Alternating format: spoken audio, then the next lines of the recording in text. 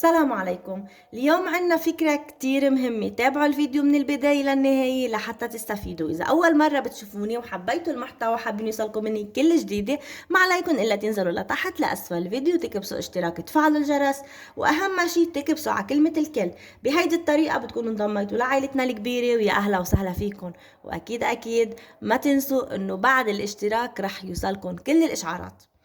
بداية أحبائي، مثل ما شايفين أنا متقلة شوي اليوم تياب، لأنه كتير في برد وكتير في ساعة، وأكتر الناس عندها انفلونزا، عندها قريب، وعندها سعال كتير حاد بسبب هيدا الطقس. كرمال هيك اليوم قررت إني أعمل هيدي الوصفة اللي كتير مهمة. أنا بحاجة لحامض أو ليمون الحامض، كلياتنا موجود عنا ليمون الحامض بالبيت. هلأ قوموا اعملوها إذا أنتوا بحاجة إنكم تعملوا هيدي الطريقة.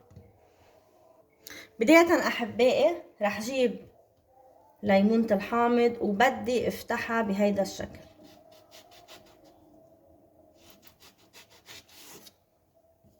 فتحناها وكمان رح افتحها من تحت شوي، يعني بفتحها بس انه ما بخرقها لجوا، لا. هلا انا شو بدي اعمل؟ بدي بلش اعمل بداخل الليمون الحامض بهيدا الشكل، بصير بقطعها شوي شوي لحتى اقدر فضيها كلياتها من الداخل.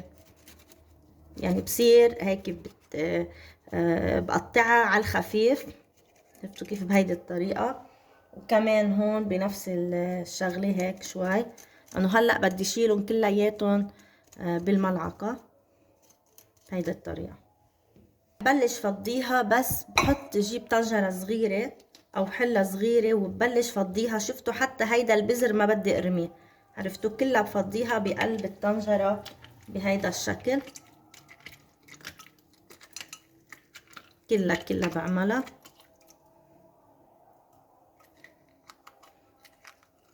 بهيدا الشكل.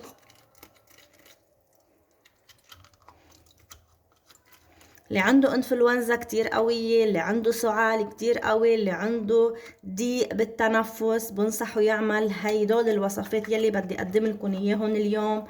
فعلا وصفات كتير مهمة، وصفات مجربة، والاستفادة منها كتير كتير كتير كبيرة. كمان بنفس الطريقة، كمان مع البذر رح نزل البذر وبنفس الطريقة.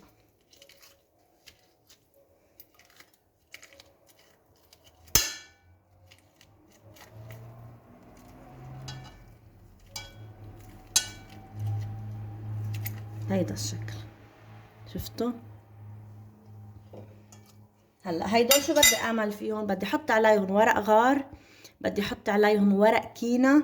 الكينا هو عبارة عن نبات، او هو عبارة عن ورق بشجر كبير اسمه الكينا. هيدا الورق او هيدي النوعية من الاشجار بينصح فيها انه ينقطف من وراقها وينغلوا بالمي ويستنشقهم المريض. يعني الورق الكينا كتير معروف بهيدا الموضوع. انا عندي ورق كينا بس اللي عندي اياه قديم شوي وميبسيته. كنا بمشوار ولقيتهم على الطريق هيك، بينزرع هو على الطريق ورق الكينا، وقطفت شوي صغيرة نهارتها وخليتهم عندي ويبستهم، وهني هلا موجودين عندي، بس صير بحاجة لألهم بستخدمهم. هو ورق الكينا ميبس شوي صغيرة مثل ما شايفين. رح ضيف عليهم ورق الغار كمان او ورق اللورا بهيدا الشكل. رح احط عليهم مي، المي بس ربع الطنجرة مثل ما شايفين، ورح شيلهم نحطهم على النار. بهيدا الوقت رح ارجع جيب ليمونة الحامض وبلش اعمل فيها ثقوب هيك ببرمة مثل ما شايفين بهيدا الشكل بالمنقار بهيدا الشكل.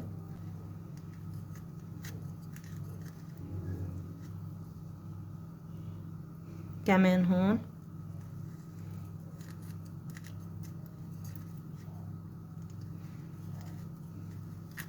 يعني على داير من دار ليمونة الحامض كلياتها بهيدا الشكل. كمان من تحت، يعني كل ما عملنا لها ثقوب اكتر كل ما عطتنا نتيجة افضل. كمان هون شايفين كلها فراغات. هيدي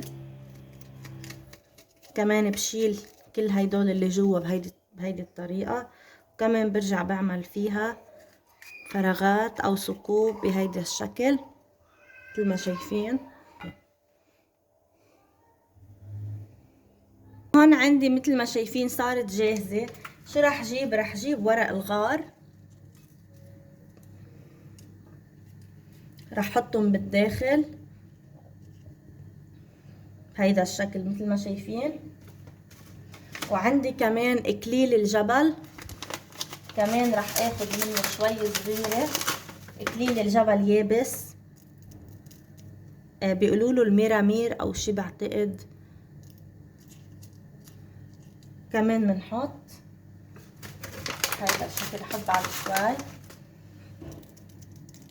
وراح جيب كمان ورق الكينا اليابس الموجود عندي واحط فوقه كمان شوي صغيرة بهيدا الشكل. وهون احبائي وصفتي صارت جاهزة لحتى تطبق.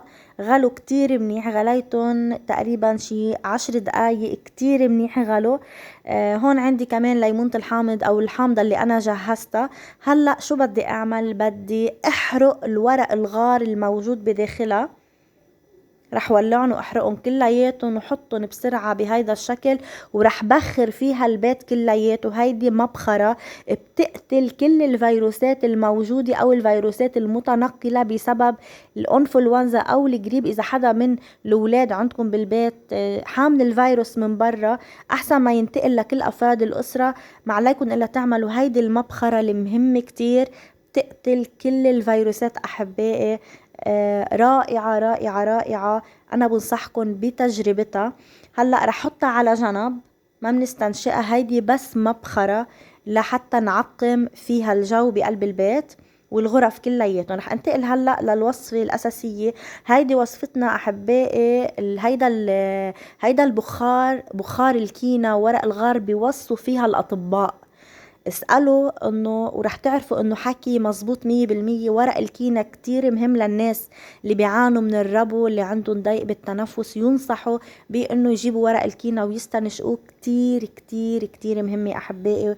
واللي عندهم انفلونزا وعندهم سعال حاد، صدقوني هيدي الوصفة بتقضي كالسكين اذا بدكن على هيدا الداء اللي كتير كتير صعب. ما علينا الا نجيب المنشفة او البشكير، بنغطي راسنا وبنستنشق البخار، بنستنشقه تقريبا بنضل شي 5 دقايق، مش مشكلة. فينا نعمل هيدي الوصفة كل يومين 3 كمان، يعني بنستفيد. بدي اقول شغله كتير مهمه، انه الام بقلب البيت هي اخر وحده بتقرب، اخر وحده بتحمل هيدا الفيروس او بينتقل لها بسبب انها بتستخدم ورق الغار او ورق اللورا بالدجاج. فحبيت نوه لهيدا الموضوع. هيدي اليوم هي فكرتنا احبائي. ان شاء الله تكون الفكره اليوم عجبتكم، وان شاء الله يا رب تستفيدوا منها وتعملوها، لانه فعلا فكره كتير مهمه. انا هلا بدي ودعكم، الى اللقاء.